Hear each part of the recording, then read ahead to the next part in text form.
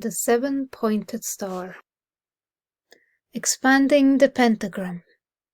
The five-pointed pentagram is the widely accepted symbol of paganism. Its four lower points signify the four elements, and the fifth point represents the fifth element, or the quintessence. It means the pentagram is the shorthand for the four earth plane directions and the presence of the spirit. They are south, north, west, east, and above. It is said the pentagram identifies a point in space and animates it with life force. Also, it is said the pentagram is the most appropriate symbol of the human magician. It also mirrors the shape of the human body. And when you add to it two more points to make 7, it will have wings.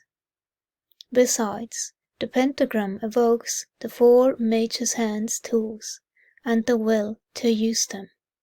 Therefore, there is no other glyph compares to its protective power.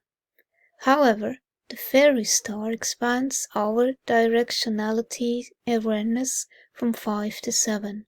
It encompasses north, south, west, east, above, below, and within. Since within and below is unseen, they signify the hidden realms of Faery. The Faery star. It is mostly seen as a continuous figure with elongate points. Much as no one knows when exactly and how the motif got incorporated into modern paganism, it is now a common sight in jewelry, books, and altar tools. Today, many pagan practitioners have adopted the Faery star in addition to or instead of the familiar five-pointed star called the pentagram. People familiar with magic say the seven-pointed pentagram reflects celestial and planetary magic, while the five-pointed pentagram embraces the magic of the earth and elements. Emily Carding, in her book Fairycraft, she talks about the star in 7 chapters, with exercises and meditations linked to each point.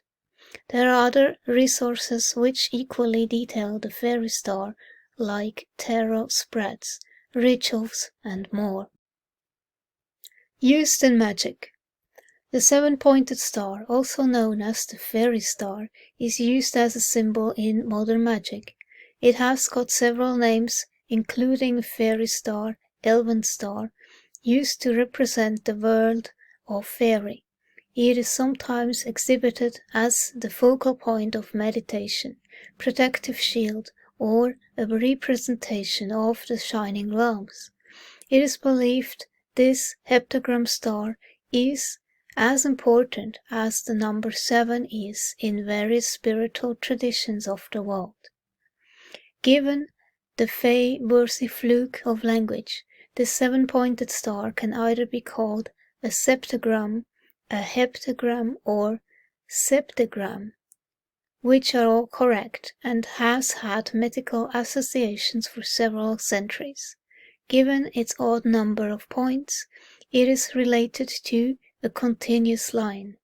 Due to its unbroken form, the heptagram has an identity of the symbol of eternity. Other representations. Medieval alchemists used the heptagram to symbolize the 7 alchemical metals and their conforming planets. However, it can also stand for the 7 musical notes, 7 colors, the 7 sisters Pleiades, and many other 7 sacred things.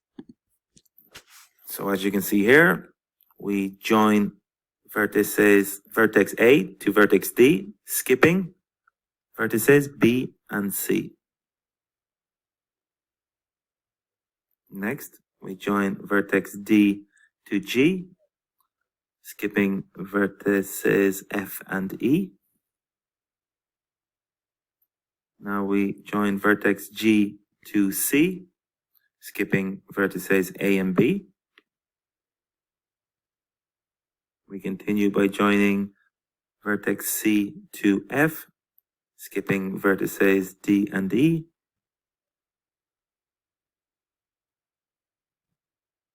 Now we join vertex F to B, again skipping vertices G and A.